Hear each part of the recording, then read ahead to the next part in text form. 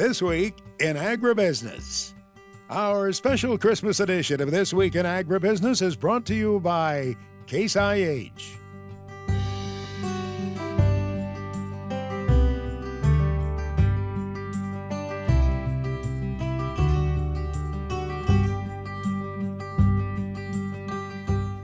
Welcome back to this weekend's edition of This Week in Agribusiness, our special Christmas visit with you. Merry Christmas to you. We hope it's a wonderful holiday for you and your family. Family coming together is a big part of this holiday season, to be sure, and we feel like it's kind of a family reunion for us sometimes when we get together with folks that we've met through the years.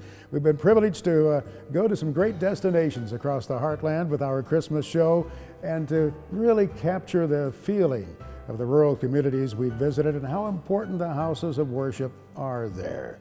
And when you get to Southeast Missouri and you get to see that annual Christmas church tour and to visit the churches that participate in it every year, well, there's something very, very special about it. And it's an event that has expanded over the years too, as we've learned by visiting here.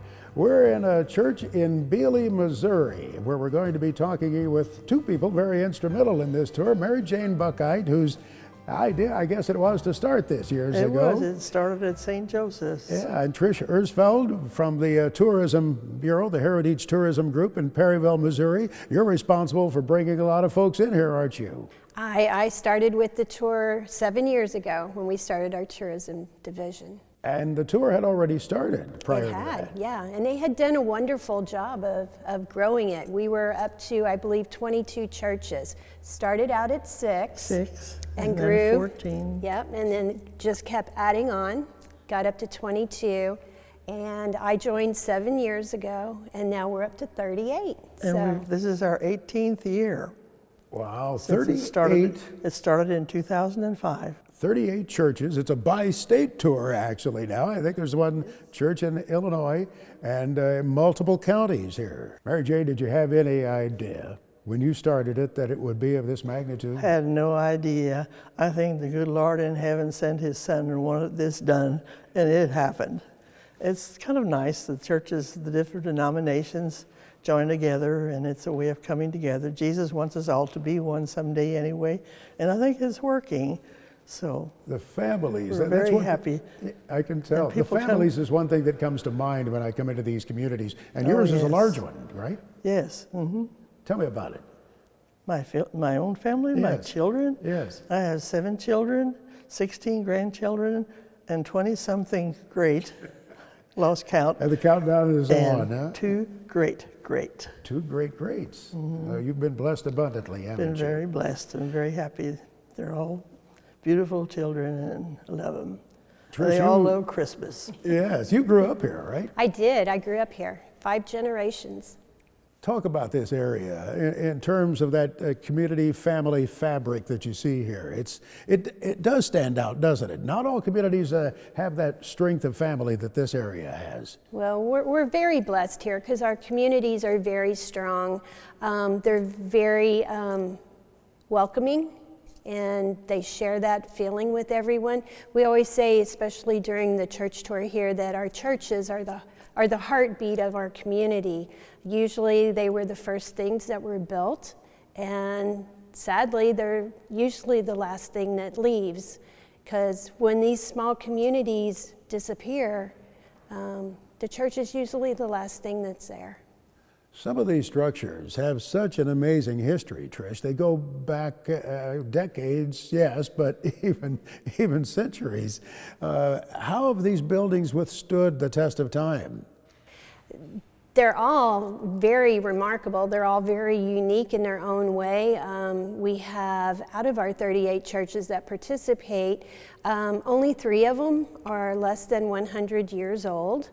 Those are usually due to tornadoes or relocations, but most of all of our churches are 150, 175 years old. We have 3 churches on the tour that the buildings are actually 200 years or more. And those are the buildings, those aren't the congregations. So we have a lot of deep roots here in the Southeast Missouri, whether it's Lutheran, Catholic, Methodist, Baptist, Presbyterian.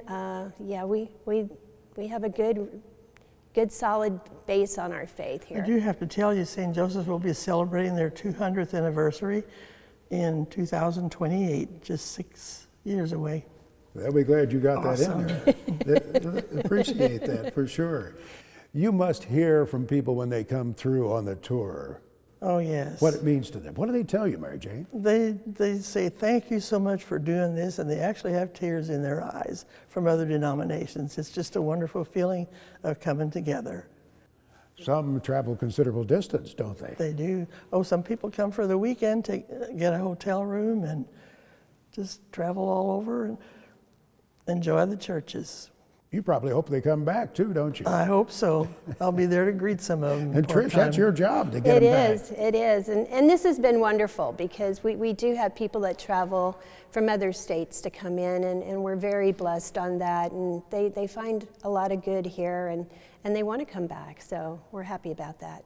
You do have corporations that locate here, and I know they must really appreciate the work ethic, but this is home to a very vibrant agriculture industry in this region, isn't it? Yes, we were founded on agriculture, back in 1821, and it is a part of all of our communities here.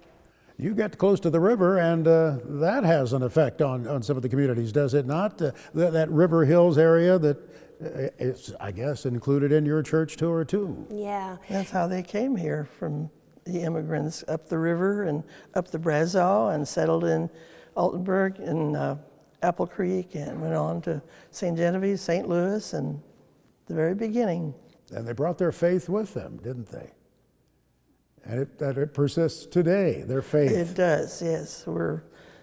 We hope to pass it on to our future generations and hope it all works.